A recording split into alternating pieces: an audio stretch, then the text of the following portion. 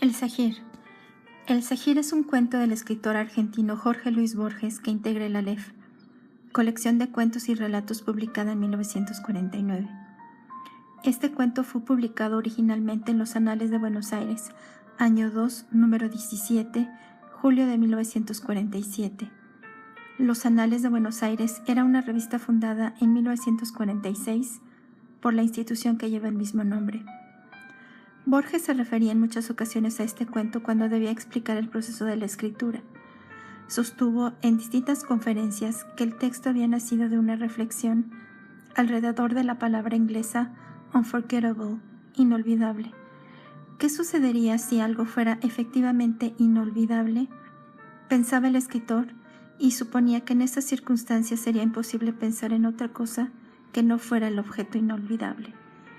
La palabra Zahir o Zahir se refiere en el cuento a una expresión de origen árabe que quiere decir notorio, visible. En tal sentido, es uno de los 99 nombres de Dios. El poder que ejerce un objeto sobre las personas es un tópico que Borges retoma en distintas ocasiones a lo largo de su obra. Un ejemplo es el cuento El libro de arena, de 1975, donde también se encuentran otros recursos del Zahir, como la forma en que se deshace del objeto fantástico. El cuento comienza con una enumeración de objetos que han sido el Zahir: una moneda de 20 centavos en Buenos Aires, un tigre en Guzerat en el siglo XVIII, un astrolabio en Persia, una brújula en el siglo XIX, una veta en el mármol de un pilar de la Alhambra de Córdoba, el fondo de un pozo de Tetuán. La historia es relatada en primera persona. El narrador protagonista lleva el mismo nombre que el autor, Borges. Dice estar escribiendo esta historia 5 meses después de haber encontrado el Zahir, hecho acaecido un 7 de junio luego de asistir al velorio de Teodelina Villar.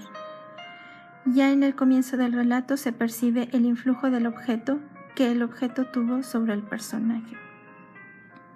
Borges hace referencia a una serie de textos de religiones y de notas culturales que vamos a explicar a continuación.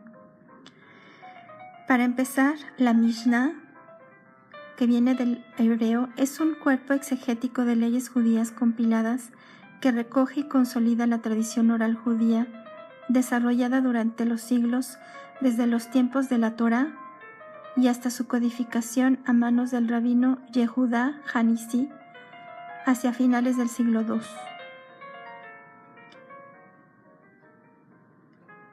Procede con la descripción de los ritos, el libro de los ritos.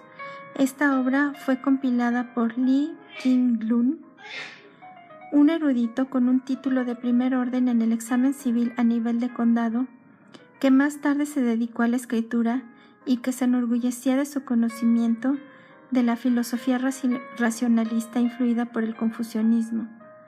Con base en el Li Jing, el libro de los ritos, uno de los 5 clásicos del canon confuciano, y en todas las formas tradicionales que proporciona un estándar de conducta, ya sea ceremonial o de reglas.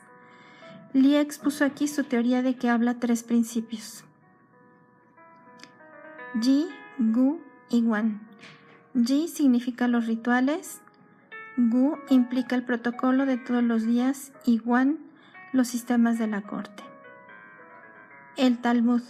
El Talmud es una obra que recoge principalmente las discusiones rabínicas sobre leyes judías, tradiciones, costumbres, narraciones, dichos, parábolas, historias y leyendas. Existen 2 versiones conocidas del Talmud: el Talmud de Jerusalén, que se redactó en la entonces recién creada provincia romana llamada Filistea, y el Talmud de Babilonia, que fue redactado en la región de Babilonia en Mesopotamia. Ambas versiones fueron redactadas a lo largo de muchos siglos por generaciones de eruditos provenientes de muchas academias rabínicas establecidas desde la antigüedad en adelante. El óbolo de Caronte. El óbolo de Caronte, en la mitología griega, Caronte o Carón era el barquero de Hades, el encargado de guiar las sombras errantes de los difuntos recientes de un lado a otro del río Aqueronte, si tenían un óbolo para pagar el viaje, razón por la cual en la antigua Grecia los cadáveres se enterraban con una moneda bajo la lengua. Aquellos que no podían pagar tenían que vagar 100 años por las riberas de Aqueronte, tiempo después del cual Caronte accedía a portearlos sin cobrar. El óbolo de Belisario. Flavio Belisario fue el más famoso general de la historia del Imperio Bizantino y protagonista militar de la expansión del imperio en el Mediterráneo occidental durante el reinado de Justiniano I. Fue uno de los más grandes generales de la historia y bajo el mando de Justiniano tuvo un papel muy importante en la reconquista de gran parte del Imperio Romano de Occidente. Si bien es comparativamente menos conocido que los otros jefes militares más famosos, como Julio César o Alejandro Magno, esto probablemente se debe a una ausencia de atención por parte de los historiadores de la difícil época en que vivió. De acuerdo con una historia que fue sumando popularidad durante la Edad Media, se dice que Justiniano ordenó que a Belisario le fuesen sacados los ojos y que se le redujese al estado de mendigo, condenado a pedir a los viandantes que diesen 1 óbolo a Belisario antes de que fuese perdonado. El Fafnismal, dichos de Fafnir, es un poema édico que se encuentra en el manuscrito Codex Regius. El poema no tiene un nombre en el manuscrito, viene a continuación del Reginsmal y es precedido por Sigdrifumal, pero eruditos modernos consideran que es un poema separado y le han asignado un nombre por conveniencia. El poema tiene una estructura más coherente que el Reginsmal. La mayor parte está compuesto en Yodatar, a pesar de que 9 estrofas se desvían de la métrica. La primera parte del poema es un diálogo entre Sigurd y Fafnir. Luego continúa con la muerte de Fafnir a manos de Sigurd, los acuerdos entre Reginn y los reclamos del tesoro de oro. Gram, la espada. En la mitología escandinavia, Gram era el nombre de la espada de Siegfried, que usó para matar al dragón Fafner. Fue forjada por Volundur, el herrero mágico, y originalmente perteneció a su padre Sigmund, quien la recibió en el salón de Volsung tras quitarle del tronco donde Odín la había enterrado. Nadie más la pudo sacar. La espada fue destruida y reforjada al menos una vez. Tras ser reforjada, partió un yunque por la mitad. En el cantar de los Nibelungos, la espada de Siegfried es llamada Balmung, a veces denominada Palmunk. En el ciclo de óperas de Ring des Nibelungen, El anillo del Nibelungo, de Richard Wagner, la espada se denomina Nothung, es decir, la necesaria. Los durmientes de Feso. La leyenda de los durmientes de Feso es una de las más antiguas del cristianismo. Durante el reinado del emperador Decio, en el 249 al 251 después de Cristo, se trató de imponer culto al emperador. Según la leyenda, el emperador visitó la ciudad Anatolia de Efeso y exigió a la población realizar un sacrificio a los dioses paganos, a lo que se resistieron solamente 7 jóvenes nobles, cuyos nombres eran, según Simeón Metafastes, Maximiliano, Iámblico, Martín, Juan, Dionisio, Exacustodio, Antonino, Alquílides, Diomedes, Diógeno, Probato, Estéfano, Sambato y Kiriaco. Decio les dejó tiempo para que reflexionaran y partió esperando que a su vuelta hubieran abjurado de sus creencias cristianas, pues de lo contrario serían ejecutados. Sin embargo, dieron todas sus posesiones a los pobres y huyeron a las fragosidades de la sierra, llevando consigo solo unas cuantas monedas, donde encontraron una gruta en que ocultarse. Los hombres de Decio los descubrieron allí dormidos y éste mandó taponar la boca de la cueva con grandes piedras para que durmieran. La leyenda asegura, sin embargo, que los jóvenes siguieron durmiendo sin despertar ni sufrir hambre, sed, frío. pero un cristiano vino y escribió en el exterior los nombres de los mártires y su historia. El imperio terminó abrazando el cristianismo y el reinado de Teodesio, un rico hacendado llamado Adolio, mandó abrir la cueva de los durmientes para usarla como establo. De forma que los muchachos despertaron y, creyendo que seguían en el reinado de Decio, mandaron a Dionisio a comprar comida en Efeso, para poder comer antes de entregarse. Dionisio llega a Éfeso y sigue la historia usual de malentendidos.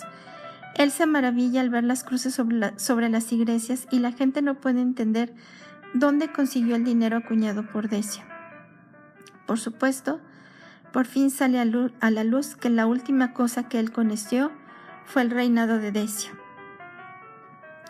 Mandan buscar a Teodesio y los santos le cuentan su historia. Todos se regocijan ante esta prueba de la resurrección de la carne. Los durmientes fueron canonizados tanto por la Iglesia católica como por la ortodoxa. Su día para el calendario romano es el 27 de junio. Isaac Laquedem, el judío errante. Nombres que se le han atribuido: Cartáfilus, Catáfilo Aseverus, Asevero, Ausuero, Ahaseurus, Samer, Joseph Michov Alder Serif, Butadeus, Juan Butadeo, Juan espera en Dios, vota a Dios o voto de Dios, Isaac Laquedem. Epícteto. Epícteto fue un filósofo griego de la escuela estoica que vivió parte de su vida como esclavo en Roma. Hasta donde se sabe, no dejó obra escrita, pero parte de sus enseñanzas se conservan en Enchiridion, o manual de sus discursos, editados por su discípulo Flavio Ariano. Proteo. En la mitología griega, Proteo o Proteus es un dios del mar, una de las varias deidades llamadas por Homero en la Odisea anciano hombre de mar, cuyo nombre sugiere el primero, el primordial, el primogénito. Se convirtió en hijo de Poseidón en la teogonía olímpica, o de Nereo y Doris, o de Océano y Náyade, y fue hecho pastor de las manadas de focas de Poseidón.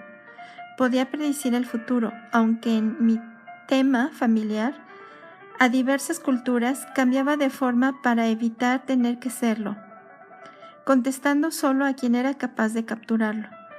De aquí proceden el sustantivo proteo y el adjetivo proteico, que aluden a quien cambia frecuentemente de opiniones y afectos. El ascetismo. En la religión cristiana católica, el ascetismo sirvió a los llamados padres del desierto o padres del yermo para alcanzar, según sus creencias, una unión más perfecta con su Dios, alejándose de cualquier contacto con lo profano por medio de una vida de privaciones, penitencia, oración, para la que optaron algunos monjes, ermitas, anacoretas, como San Antonio Abad.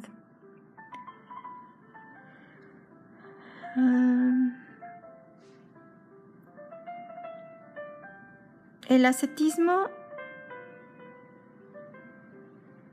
El budismo es una religión no teísta. Uno de sus fundamentos principales es tomar conciencia del sufrimiento hasta liberarse completamente de éste, en la realización del nirvana. Para conseguir esta realización se enfatizan prácticas como el desapego y meditación. En la práctica diaria, sin embargo, el budismo propugna el camino del medio, entre los extremos de la indulgencia sensual y la automortificación. Las distintas ramas del budismo admiten distintas interpretaciones de la disciplina ascética, que van desde la admisión de la sexualidad, como en el tantrismo, a una intensa meditación para producir la total destrucción de la ilusión del ego, como en el budismo zen. Misticismo.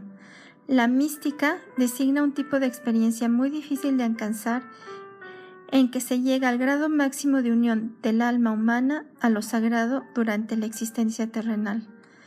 Se da en las religiones monoteístas, judaísmo, cristianismo e islam, así como en algunas politeístas, hinduismo.